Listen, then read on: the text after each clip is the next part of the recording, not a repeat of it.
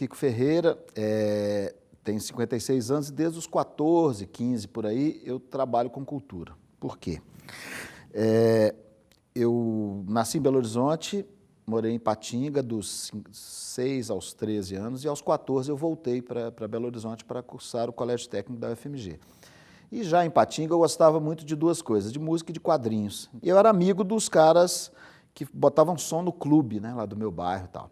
E aí, naquele momento, eu com 14 anos para 15, vindo para Belo Horizonte, o Jair Polk Fraga, um jornalista lá de Ipatinga, resolveu criar um jornal para a cidade, que a cidade ainda não tinha um jornal, só tinha aquele jornal careta, assim, um jornal mais de cultura e tal. E chamou os dois DJs do clube para fazer uma coluna sobre discos. E acabou que com o tempo eu fui assumindo a coluna, porque eu gostava de escrever, eles não tinham muita habilidade para escrever, e acabou eu tomei conta um pouco da coluna. Com o tempo eu fui convivendo com as pessoas daqui e da área de música e meu sonho era ter um selo, ter uma gravadora. Então eu fui para a universidade, ao contrário do que todo mundo pensa, não para cursar comunicação, porque você, quando tem 18 anos, já tem 3 anos que você tem coluna assinada, você acha que sabe tudo. Então você acha que você não tem nada a aprender. E os professores da escola de comunicação eram os meus colegas, porque até então eu já comentava cultura no Jornal da Band, que na época chamava Bandeirantes ainda, né? Depois tem outras coisas, eu comecei no rádio, na TV, mas então, quando eu fui para a universidade, eu falei assim, o que eu preciso para ter uma gravadora e que eu não sei nada? Então, eu não sabia, eu precisava aprender a pilotar equipamento, então eu fui fazer engenharia e aprender a administrar, então eu fui fazer administração e contábeis. Então, a minha vida acadêmica é engenharia, administração e ciências contábeis. Enquanto isso, eu fui passando por outros veículos, Diário de Minas e tal, e teve um momento, em 77, em novembro de 77, aí para me garantir, pagar meus estudos e sobreviver, eu fui trabalhar numa loja, a Gramofone, que era uma loja de vanguarda em Belo Horizonte, nos anos 70, 80, né? Que era a primeira loja que vendeu CD, a primeira loja que vendeu videolaser, tinha um dono que era um sujeito muito visionário, o Aaron Dicker, e ele, ao invés de contratar comerciários, vamos dizer assim, tradicionais, ele me contratou, eu era um estudante, ainda com 17 anos, aquele risco, né? Podia pegar exército e ia perder o emprego, e contratou o Leonardo Magalhães Gomes, que é um historiador, um sujeito especialista em música clássica, que já tinha sido, inclusive, gerente da Orquestra Sinfônica de Minas Gerais.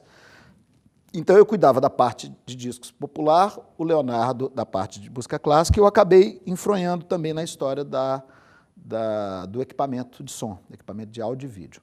E com isso eu fui convidado, naquela época o Estado de Minas criou um jornal chamado Jornal de Shopping, era um jornal semanal, entregue de graça nas casas, e como o Jornal de Casa, era uma espécie de concorrência do Jornal de Casa. E o editor, para minha felicidade, era o Wander Piroli, o grande escritor, né, o editor sensacional, o grande amigo.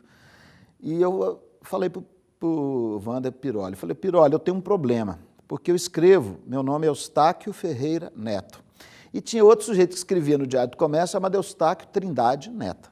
Então eu escrevia Eustáquio F. Neto e Eustáquio T. Neto. Era um horror, porque Eustáquio é um nome de Belo Horizonte, por causa do Padre Eustáquio, eu nasci no Padre Eustáquio e tudo mais.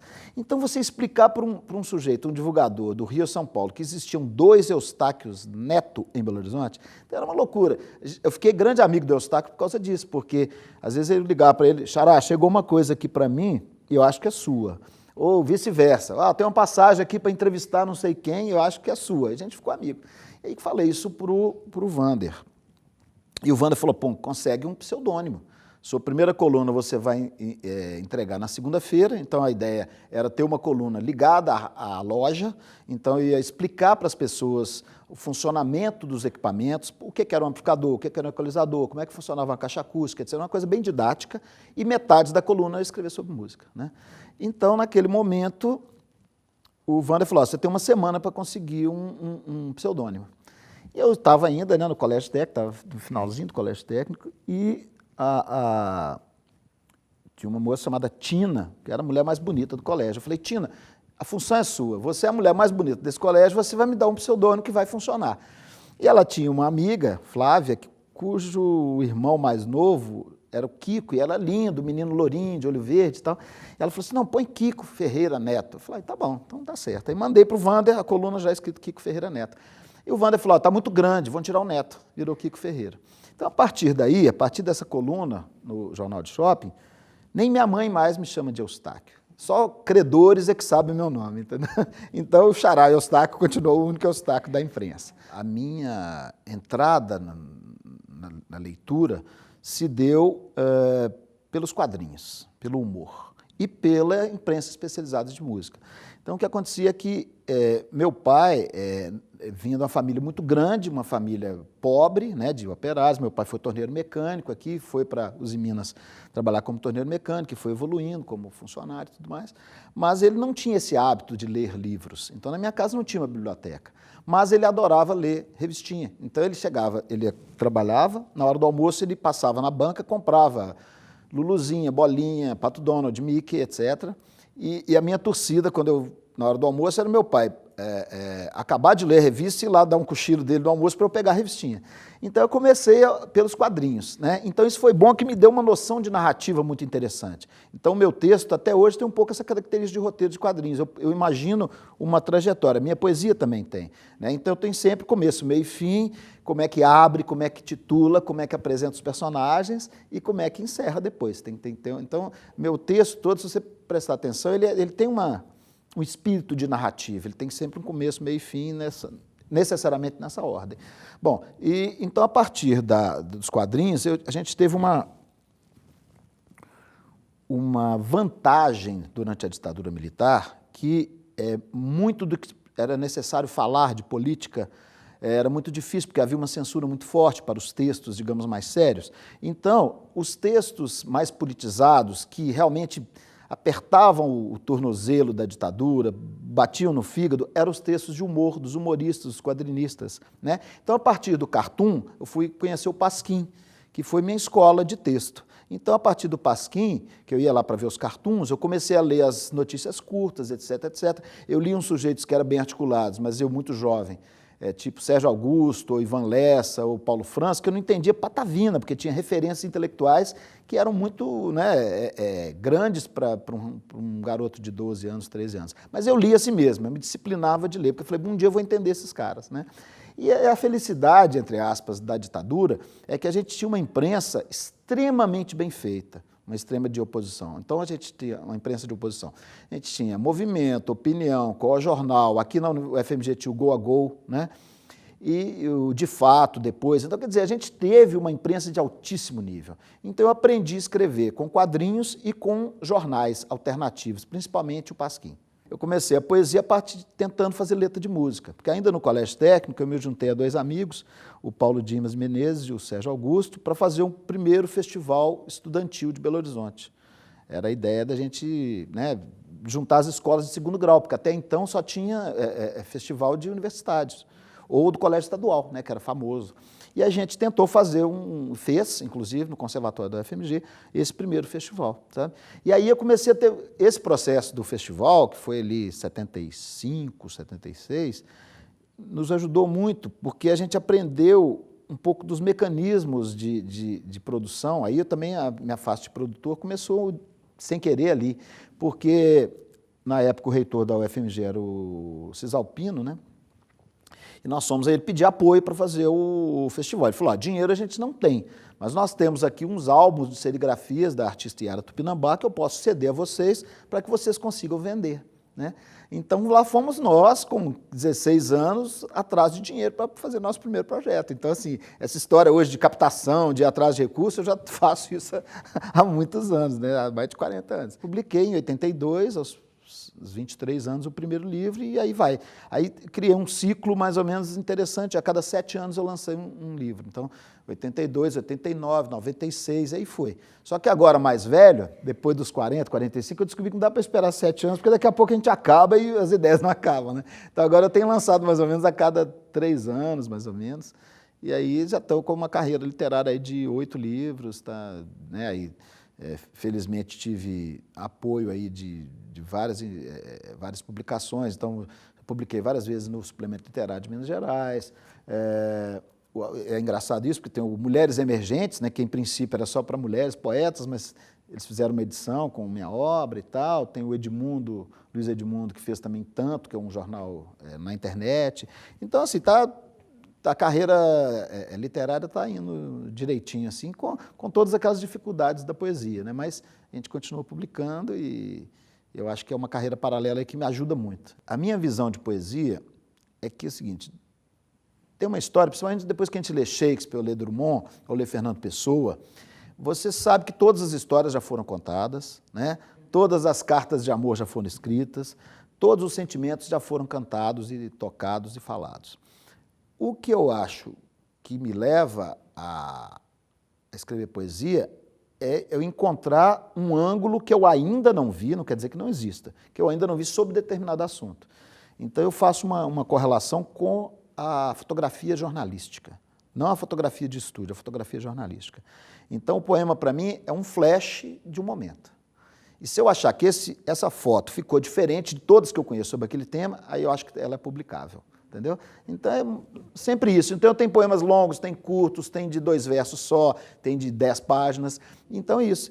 Olha, eu achei uma forma aqui tanto que eu falo para os meus amigos assim, que são poetas mais populares, sem desmerecê-los, e que escrevem muito sobre amor, né? Eu falei, gente, acho que eu não tenho nenhum poema que fala de amor, porque amor, a palavra amor é uma palavra tão gasta, mas tão esgarçada, que eu não consegui ainda achar um jeito de falar amor de uma maneira que eu não tenha lido ainda, sabe?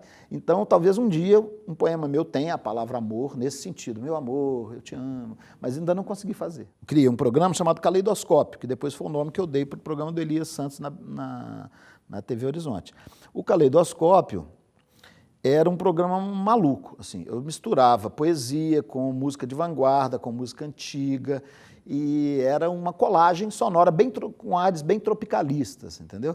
Então eu misturava Macalé com Titãs, porque Titãs não podia tocar, Cabeça de Dinossauro tinha acabado de sair, as rádios não queriam tocar, aí eu ia lá para o Macalé, para o Walter Franco, sabe? Então era uma colagem misturando com poesias, e eu chamava, por exemplo, a faxineira da rádio para ler um poema, o Egberto chegava lá, eu pedia para ler, ou o próprio Fernando Brant. Então era uma colagem que é um formato que eu gosto até hoje, sempre quando eu posso, em rádio e televisão, eu faço esse programa. Bom, aí, um certo momento, a gente estava muito bem, a rádio chegou até a primeiro lugar de audiência, a Brasileiríssima era conhecida nacionalmente, internacionalmente, porque o Milton, quando viajava, levava fitas com programação da rádio, etc.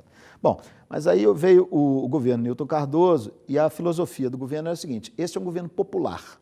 A rádio que vocês tocam é uma rádio muito sofisticada, a música é muito sofisticada. E não é isso que o eleitor que me elegeu quer ouvir, ele quer ouvir a música do povo, né? Aquela coisa popular.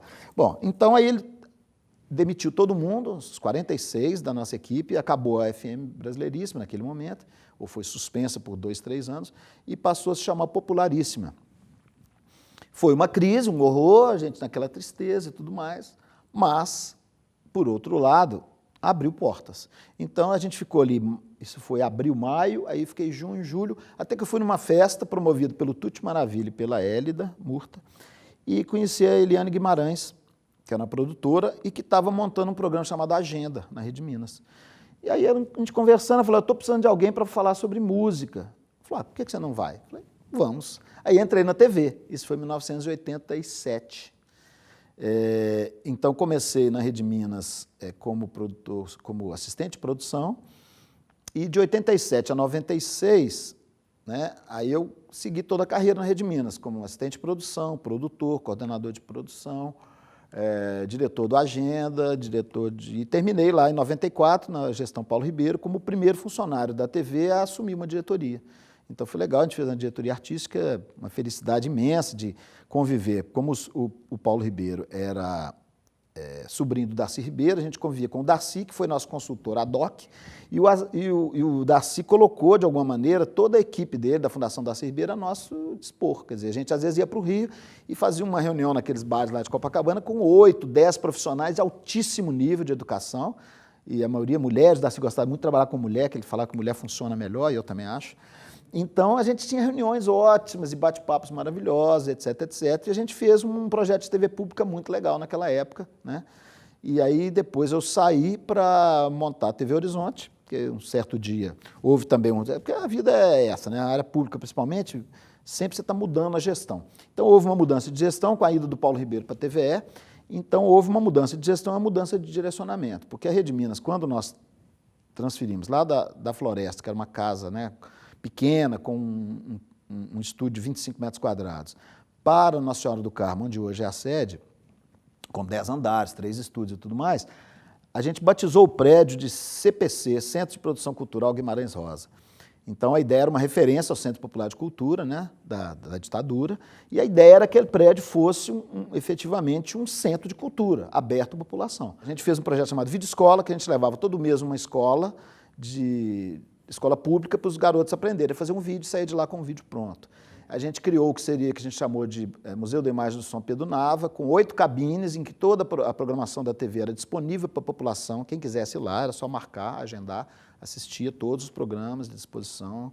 Os pesquisadores, né, os mestrandos, doutorandos podiam ir lá pesquisar sobre todo o nosso acervo. Bom, e por aí vai. E aí o Walter Clark fez um trabalho primoroso e o Luiz Márcio Viana era o superintendente, resolveu começar, então, a selecionar as pessoas para trabalharem lá.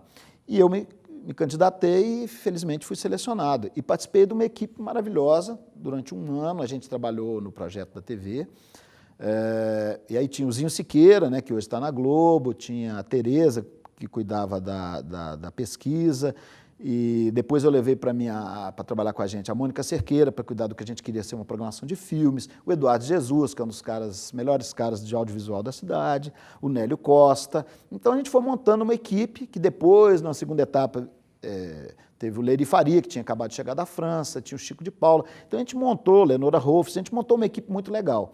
E foi interessante porque a TV Horizonte, a melhor parte dela, ela apareceu quando havia o governo Itamar, e que o governo Itamar, não sei quem do governo, achava que era importante a TV ser um pouco a porta-voz do governo. Que eu até que não, em tese, eu acho que uma parte isso está correto, porque as notícias de governo para a imprensa em geral são só as ruins. As notícias boas nunca aparecem. Então eu sou adepto de que a TV pública ou do Estado, ela dê as informações que o cidadão precisa ter do Estado, que a imprensa normal não dá.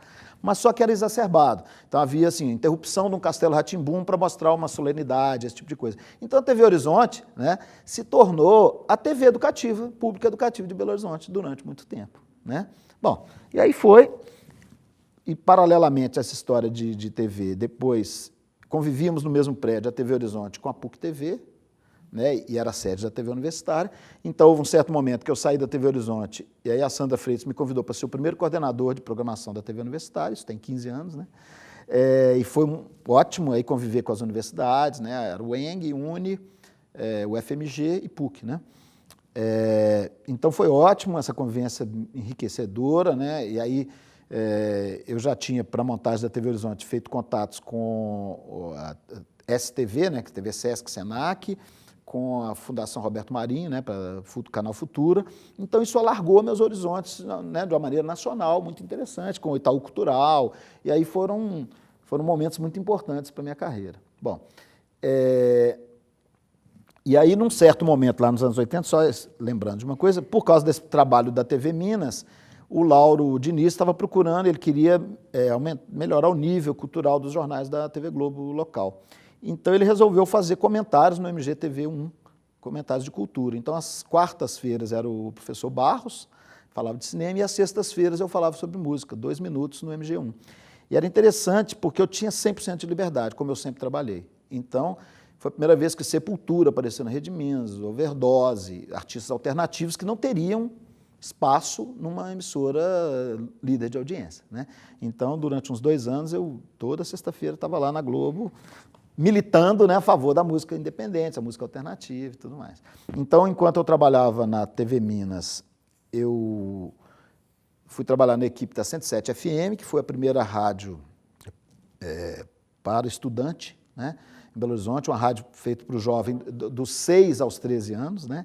Então era muito legal, a gente, 6 aos 16, aos 18, mas a maioria era isso, na turma na faixa de 12 anos, porque era do Colégio Promove, né? Então, mais uma vez, mestre Claudinei Albertini, né? Ensinando a gente a formatar uma rádio jovem. Foi muito interessante a rádio, porque a gente... Pois é, então, a rádio era o seguinte, a gente tinha, as rádios eram muito caretas, então a gente precisava chegar no estudante. Então, era uma rádio educativa, mas ela não tinha nada da chatice de educativo, porque qualquer pesquisa que você fizesse sobre os programas que as pessoas querem, vai aparecer em último e penúltimo lugar, programas educativos e programas culturais. Porque a nossa herança é daquela Rádio MEC velha, né? Então, programa de educativo e cultural é sinônimo de coisa chata. E lá era o contrário. Então, a gente tinha repórteres mirins, tinha meninos de 12, 13 anos que iam para a rua fazer cobertura. A rádio era muito viva, né? Então, a gente tinha um estúdio vitrine, em que o artista que era entrevistado, ele ia para lá e os meninos iam para a rua e ficavam vendo e dialogando e fazendo perguntas. A rádio tinha fazia cobertura de vestibular, obviamente, que era o objetivo maior do Promove, mas cobertura com 15, 16 pessoas no ar. Eu cheguei a fazer, fazer uma cobertura, por exemplo, que eu estava na reitoria da FMG com 18 repórteres no ar, simultaneamente. 9 locais, 2 em cada local, e eu tinha que fazer um rodízio, né, com todo mundo, saber como é que estavam as coisas nos locais de prova. E aos domingos, a gente fazia uma coisa que era o mais educativa, entre aspas, da rádio, que era o chamado conexão. Então, como é que era a conexão? A gente botava os jovens nos 4, 5 pontos onde os jovens se reuniam, né, nos bares, nas lanchonetes, nas praças e tal, e os meninos iam dando recadinho, porque não tinha, lembrar, hein, gente, não tinha WhatsApp, não tinha Twitter, não tinha Facebook. Então, as pessoas tinham essa mania de mandar recadinho pela rádio. Ó, vem aqui que tá legal, ó, não sei quem veio, não sei quem não vem, ó, vamos sair, vamos pro cinema. E os meninos usavam a rádio como espaço para recadinhos, só que tinha o tema do dia. Então, em vez de sentar uma roda de especialistas e ficar assim, por que cultura, juventude, não, era garotada, olha, o tema hoje é, sei lá, aborto. O que você acha de aborto? A menina, pegado no pulo, falou, não sei. Aí, e você? Então, quer dizer, de repente, numa conexão de 2 horas, a gente tinha uma pesquisa, né, entre aspas, do que o jovem estava pensando sobre aquele assunto. Nós estamos num problema muito complexo, num momento muito complexo da produção cultural. Porque um jovem hoje, se você disser para ele, olha, custa R$30 para você ver um filme. Fala, é absurdo, não é? É. Mas aí ele vai para o cinema, num filme blockbuster, e ele acha normal pagar R$17 um pacote de pipoca e R$11 num copo de refrigerante, que ele vai lá e toma mais depois 1 litro de refrigerante. Então, isso também se dá em todas as outras esferas. Por exemplo, você traz um show internacional, às vezes, que te custou R$10 milhões para um Chevrolet Hall, para um Palácio das Artes, e o ingresso tem que custar R$150, R$200. Aí você vê, inclusive na imprensa, artigos de pessoas indignadas com isso. É um absurdo custar R$200. Mas, ao mesmo tempo, você lotava o Mineirão com o Axé Brasil, cujo abadá custava R$400. Ou, a mesma pessoa que acha caro R$30 o ingresso de teatro, ou um livro custar R$50, ele não acha pagar R$20 num energético e toma 8, 10 por noite, né? Então, como a gente vive numa sociedade do selfie, então tudo onde eu puder tirar foto, eu puder azarar mulheres, homens e vice-versa, né? Eu puder dançar, eu puder me divertir, esse dinheiro vale. Agora, o dinheiro que é para uma coisa reflexiva, uma coisa que vai te acrescentar alguma coisa, alguma informação nova, principalmente daquilo que você não conhece, você até topa, desde que você não gaste. Então, é muito comum, eu participo, né, eu fui diretor da Virada Cultural, diretor artístico ano passado, trabalhei na primeira virada também na área de literatura, e todas as vezes que a gente está falando das coisas que acontecem na cidade, a conversa é sempre assim, precisa ter mais coisa assim, né? Assim como, não, Belo Horizonte não tem nada. Eu falo, olha, hoje, no dia que estamos gravando, eu tenho 5 coisas para ir, hoje à noite não sei o que fazer. Eu falo, olha, eu não dou conta mais de 10% das coisas que acontecem em Belo Horizonte, nem 5%. Aí eu falo, não, mas tem que ser coisas de graça, né? Nos espaços públicos, para as pessoas usufruírem. Eu falo, gente, por quê? Você vai comer? Então, por que você paga um restaurante? Por que você paga um hambúrguer? Por que você paga um joguinho? Por que você paga outras coisas e você não pode pagar por cultura? Entendeu? Porque essas coisas estão desvalorizadas. Tem 2 frases que eu gosto, 2 expressões que eu acho interessantes. Primeiro, do Coni, que ele fala que ele não acredita em pesquisa. né? Aí tem uma brincadeira que diz o seguinte, estatística é aquele negócio que diz que se existem 2 frangos, eu comi 2, você comeu nenhum, você não pode morrer de fome porque você comeu 1. Então a estatística é a coisa mais enganadora, a estatística você pode usar do jeito que você quiser. E a mídia se baseia basicamente por pesquisa, né? Se baseia em pesquisas. E aí a outra história é o Henry Ford, quando estava fazendo o primeiro automóvel, e aí perguntaram para ele como é que foram as pesquisas para chegar, ele falou, se eu fosse olhar só as pesquisas, o automóvel seria um cavalo mais rápido. Porque as pessoas só conheciam o cavalo, como é que elas iam imaginar como é que seria o automóvel? Ele teve que botar gente criativa para pensar o novo formato, que era o Ford T, né? Que era o automóvel. Então, assim, eu acho que é a mídia. A mídia, cada vez mais, se pauta pela audiência, pelas pesquisas de audiência, que são, de alguma maneira, difíceis de detectar sutilezas, né? Ela é muito a partir de classes socioeconômicas, e aí vale um parênteses, por exemplo, existem pesquisas que dizem, por exemplo, que a chamada classe A, porque antigamente tudo que era de bom gosto, era sofisticado, a gente, por exemplo, a Rádio Guarani, onde eu trabalhei 8 anos, 4+4, a gente trabalhava com o target de classe AB 25+. O que é? A gente imaginava, era a percepção de mercado, que as classes com mais poder aquisitivo são as classes mais sofisticadas intelectualmente. Isso já não mais acontece. Já existem pesquisas que dizem que 45% dos hábitos culturais da nova classe A são hábitos de classe D e E. Entendeu? Então, não existe mais aquela história da nossa elite que mandava o filho para Paris, para Oxford, que voltava um sujeito sofisticado. Não, a elite hoje mora em Miami, compra apartamento em Miami, né, e quer comprar outlet em Miami. Então é isso, assim, a gente não tem mais, acabou essa percepção. Então havia uma percepção assim, que a elite financeira era a elite intelectual e que essa elite ia contaminar o restante da população, do chamado formador de opinião. Tem 2 coisas que eu acho importantes falar, 2 passagens da minha vida profissional que eu acabei não falando, que foram as 2 passagens pela Rádio Guarani FM, que a Rádio Guarani FM foi uma opção comercial bem-sucedida do espírito de uma rádio pública, né? Ou seja, é uma rádio que respeitou sempre a inteligência do ouvinte, né? Então, ela agora está acontecendo na web, né, por iniciativa do Daniel Bertini, e eu espero que ela tenha vida longa, porque uma rádio como a Guarani, ela funciona de uma maneira fundamental para a sobrevivência da inteligência numa capital. E também a minha passagem de praticamente 3 anos pela UFMG, né, na direção da rádio e da TV, em que eu tive a felicidade de estar no momento da comemoração dos 15 anos da TV universitária. Então, convivi lá com professores, alunos da melhor qualidade, e aprendi bastante, né, e tentei colaborar um pouco com a TV universitária, com a rádio universitária.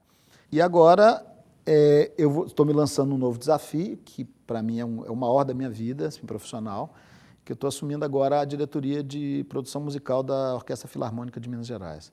É um prazer assim, trabalhar com um time de primeiríssima linha. Eu acho que hoje talvez seja um dos organismos culturais de maior excelência no país né, e na América Latina. Tem uma sala, a Sala Minas Gerais, quem não conhece tem que ir lá ver, teve um tratamento acústico de primeiríssimo nível, né? É confortável, você ouve todos os detalhes. Tem uma orquestra também de altíssimo nível e tem uma equipe também de ótimo nível. E um dos desafios que eu tenho lá, chegando agora, é continuar não atrapalhando, tentando viabilizar a programação, mas também investir um pouco nessa área de educação, nessa área de difusão desse conteúdo. Parar com essa bobagem de que música clássica é de elite, que a música clássica é inacessível, que é impossível você ir a um concerto e não se entediar. E aí e lá tem preços populares, é um dos motivos que eu estou indo, que bate muito com esse meu momento de vida. Quer dizer, de tentar trabalhar com o melhor possível e tentar fazer com que esse conhecimento se dissemine por ondas. Então, isso é tentar aplicar o que o mestre Gilberto Gil nos disse, que o povo sabe o que quer, mas também quer o que não sabe.